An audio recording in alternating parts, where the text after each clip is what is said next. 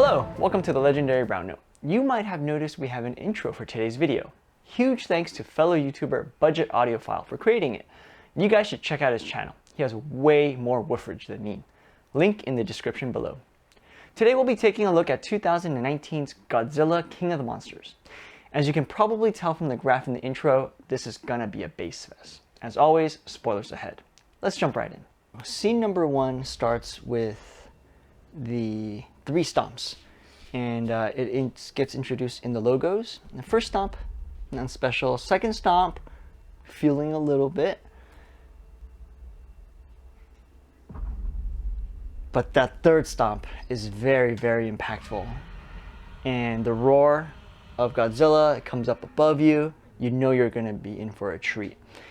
And right off the bat, you'll see a little fire on the left-hand side of the screen. And as that flares up right there, there's a nice little like 20 hertz or somewhere around there tone, and that gives it a lot of punch. Right here, plane flying overhead, and that tracks very nicely over the soundstage. Here we go with Godzilla stomping. So these stomps throughout the whole movie are ridiculous, and you get a little of that right here, and it's really fun. Lots of weight behind it. All right, so I give this scene a 4.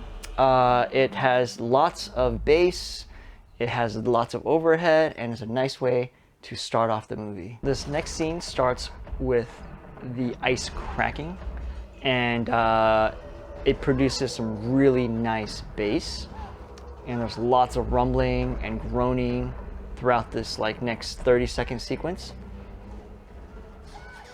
So when they open gunfire, you can hear gunfire from around you. All right, so this next part of the scene, as the plane is lifting up, the blades of the helicopter or plane or whatever is right above you, just circling. It's really nice. You know, this part right here as they're running away, surprisingly, not very deep or loud. Man, when Godzilla pops out of the water, definitely some verticality as he like kind of groans and growls. Each of these footsteps, oh man, they're fun to experience. Never get tired of that.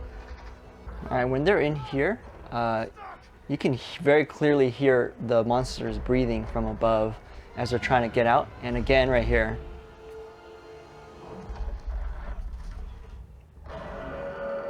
Oh, right there, another very nice overhead effect as they're inside.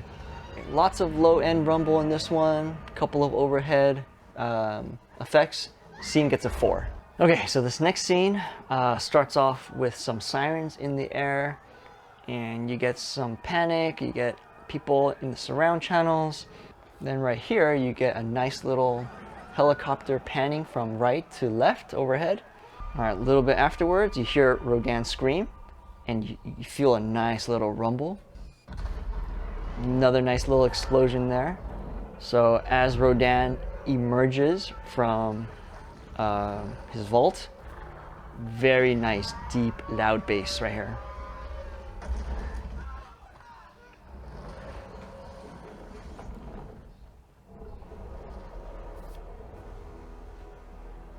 So the next fun moment from the scene comes from Rodan taking off from his little volcano.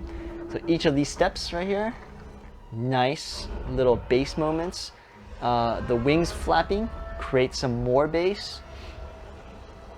Very cool moment. So as he flies by again, all that low end there hits pretty hard. So right here, Rodan flies straight up, and you can hear his screams as he goes through the clouds, and the screams are like up there. It's really cool. Right here, as Rodan does his little 360, lots of little bass moments as each plane blows up in the air. It's worth the watch right there. The brown note moment from this movie comes right here. If you're gonna watch any scene from this movie, watch this one. When they collide, oh my gosh. Oh man. That resonates strongly in the walls, in the couch, on the windows. It's crazy. That's a strong signal. And it's so satisfying. So this scene with the collision itself gets a 5. Everything else is just icing on top. Next scene comes when the sub comes out of the water, lands, and it produces some enormous bass. All right, when Godzilla emerges and you're looking up, you can hear sound coming from above, and it gives you that verticality again. Oh yeah, the thunder that's created by that, you can hear it all above you. The really cool part of the scene is when they come close, or when Godzilla comes close, you can hear his heartbeat, and it's a really, really cool sound effect.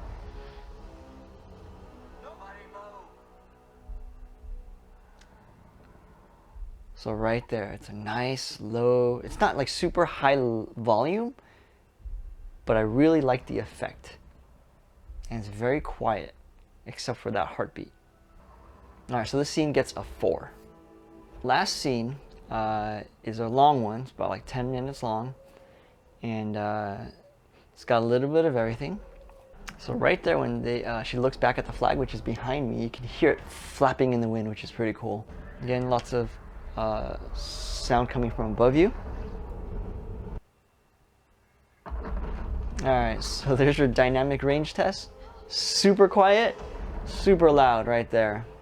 Fun little fact, as she's running down the stairs, you can visibly see her getting hit right there. She gets hit. It should knock her out. It should like completely smash her, but she just continues running out the door.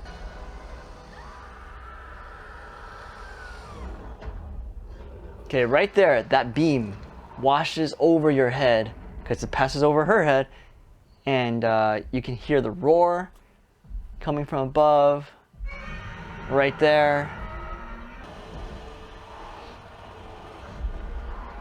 There's those footsteps again.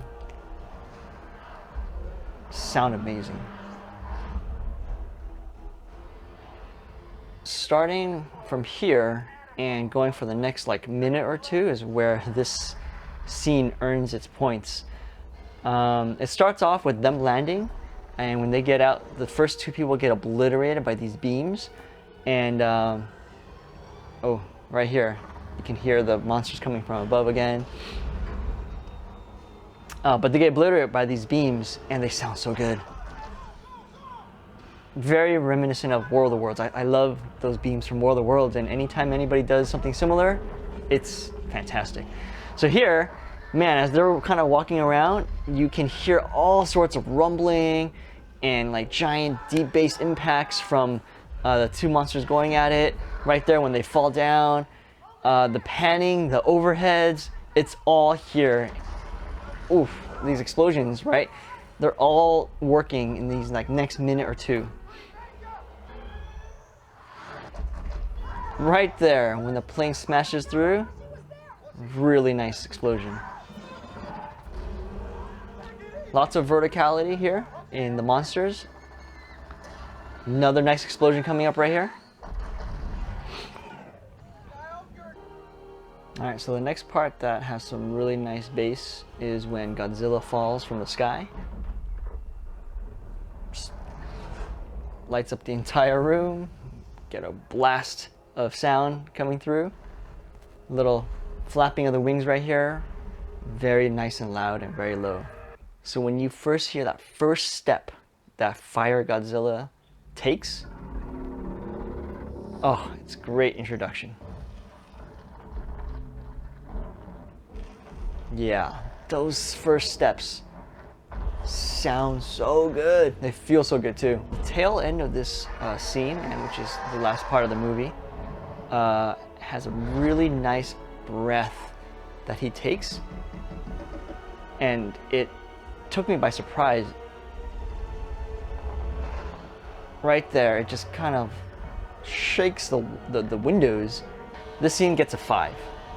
Alrighty. After averaging out the scores, we get 4.4 legendary brown notes out of 5.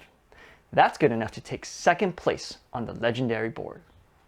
One word comes to mind when reviewing this movie: footsteps.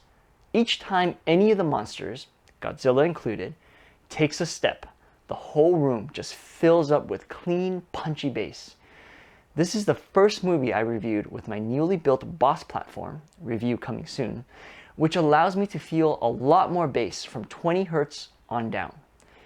The BassEQ track really makes a difference here, and there's tons of content below 20 Hz if you can play it. My couch was shaking anytime there was a monster on screen. The bass was really smooth in this one, and outside of the brown note moment I mentioned earlier, it never seemed too loud. Because of how even the frequency response was, I feel like I could have pushed the master volume up on this one a couple more clicks. This Atmos track really helps bring verticality to the monsters. Several times you can hear the roars or breaths above your head, and it makes you think they really are that tall. The low frequency stomps when they move around really makes me believe I'm looking at something that weighs several 100,000 tons. Definitely check out the Rodan vs. Monster Zero scene if you haven't. It's how monsters colliding should sound and feel. The last scene is full of surround and heavy moments if you're fancying something that lasts a little bit longer. In terms of BEQ, I just wanted to compare two scenes. So the very first scene is a very short intro, about a minute, minute and a half.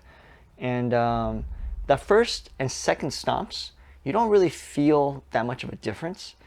But when you get to that third stomp, the couch shakes a lot more with BEQ than without. Right there. Just extends a little bit more, and you can feel it more. And then also right here at the beginning, you're gonna see that flame rise up, and in the BEQ version, you get a sense of weight and depth to that flame. But in the non-BEQ version, you do not. All right, so the other BEQ comparison I want to show you is this part, my favorite part of the movie, when they collide. And without BEQ, you just don't get that couch shake. The windows do not flex the way it does with BEQ. Ooh, right there. Oh, every time, love it. I was very let down by 2014's Godzilla. They cut away as soon as the monsters started fighting. I was very happy that they let the behemoths go at it in this one. The sounds of giant monsters fighting is oh so satisfying. I think this movie suffers from the same problem that plagues the Transformers series. The human subplots are just not all that interesting to me. I like Ice Cubelet and all, but if they were to take out these soldiers from the movie, I wouldn't have missed it one bit. That being said, I'll always love Kyle Chandler in everything that he does. He won me over with Friday Night Lights, and in my eyes, he can do no wrong. Here's to hoping Godzilla vs. Kong will continue the tradition of letting giant monsters duke it out with punishing sound effects. So what were some of your favorite parts of Godzilla King of the Monsters? Let me know in the comments down below. See you next week, and thanks again for watching.